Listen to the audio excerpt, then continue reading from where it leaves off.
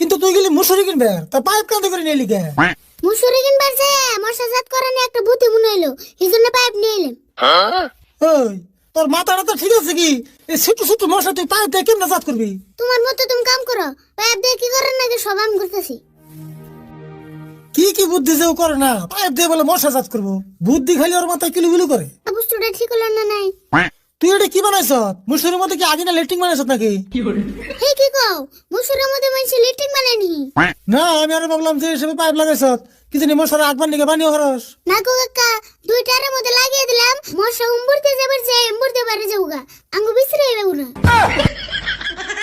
ও এই কথা, যে বুদ্ধি করছ তুই, মশার না একবার মাথা নষ্ট হয়ে যাবো গা, খালি এমবুরতে যাই এমবুরতে বেরিয়ে যাবো গা। হ মশারে ঠকিবেন নিগা তো এই বুদ্ধি করলাম, শালার মশা খালি আমারই খায়। বাপ রে বাপ, তোর বুদ্ধি রে, তুই তাহলে মশারও ঠকাবি? আমি কি তোর এমনি কই তোর মাথায় গেলে হাইব্রিড বুদ্ধি।